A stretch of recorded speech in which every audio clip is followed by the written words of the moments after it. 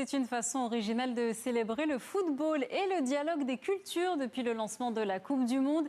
Christ Bikwedi, chef cuisinier d'origine congolaise, revisite les rencontres du mondial à travers l'assiette en fusionnant les spécialités des deux nations qui s'affrontent.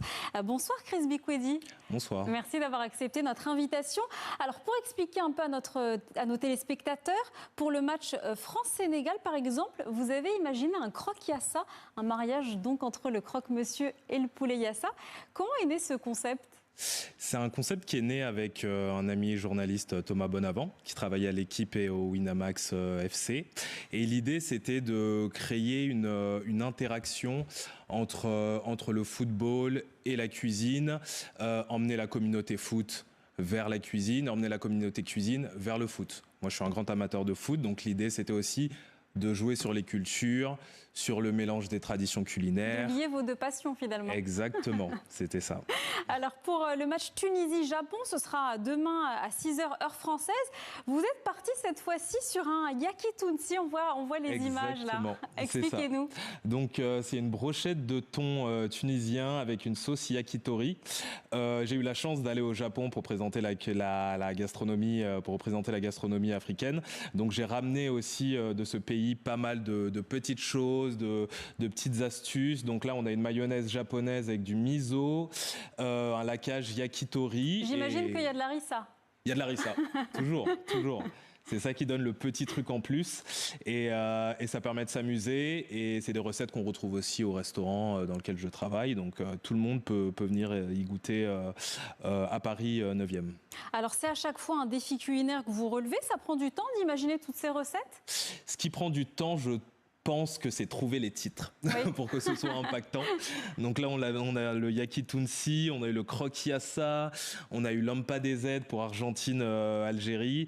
Et après, trouver les recettes, ça fait partie de mon métier. Oui. Donc j'ai une connaissance assez globale des traditions culinaires des différents pays. Donc il faut trouver... Vous essayez de retrouver à chaque fois l'ADN du plat de chaque pays pour qu'on le reconnaisse facilement. Alors vous n'êtes pas venu les mains vides, on a de la chance. Expliquez-nous ce qu'il y a dans ces belles assiettes. Alors là, on est parti sur un plat traditionnel congolais, mais revisité de manière gastronomique. Donc le pondu, le sakasaka, qu'on appelle au Congo-Brazzaville.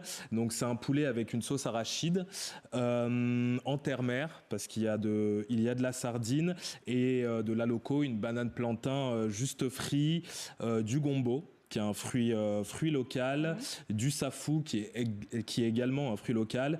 Et l'idée, c'est un peu de partir de notre terroir pour pouvoir le réinventer et puis le sublimer. Alors vous êtes donc d'origine congolaise. Le prochain match des Léopards, c'est contre la Colombie. Est-ce que vous avez des idées déjà ? On a des idées. Donc on va jouer avec le bissap, avec le poisson, bien entendu, le tilapia qu'on voit là à l'écran, et puis la Colombie avec le piment. On va venir un petit peu twister le tout pour rester un petit peu dans cette énergie de Coupe du Monde et de mélange de cultures. Bon, celui d'après, ce sera contre l'Ouzbékistan. J'imagine que c'est un peu plus difficile. Là, c'est un petit peu plus compliqué, je ne vous cache pas. Vous êtes encore en pleine réflexion. En quoi ce projet dépasse justement le cadre culinaire ? Dans mon approche culinaire, le mélange des cultures est très important.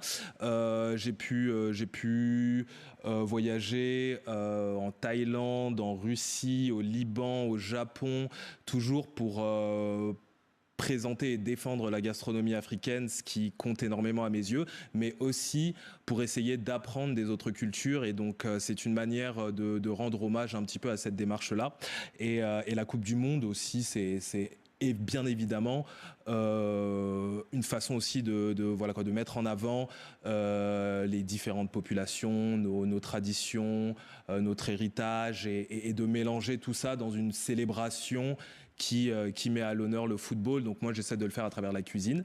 C'est la même approche avec le foot et la Coupe du Monde. Donc en fait, c'était une évidence de mélanger ces deux mondes. Est-ce que vous avez des retours sur ces plats que vous avez concoctés ? On a des très très bons retours. Le yakitunsi marche énormément. C'est un peu un best-seller au restaurant. Et on a des bons retours pour l'instant.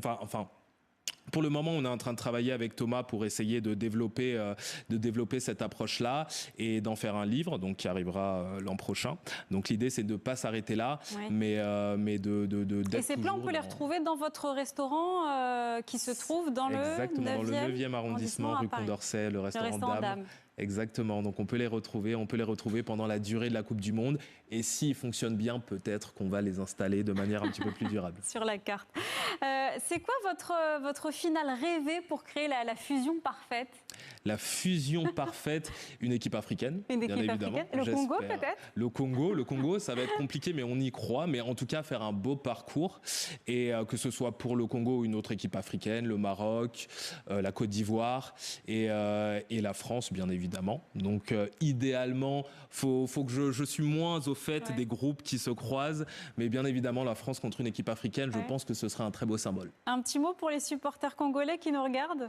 Il faut y croire, il faut continuer à supporter le pays, mais ils sont déjà nombreux et je pense que l'équipe fait honneur à tout ça, donc on est content.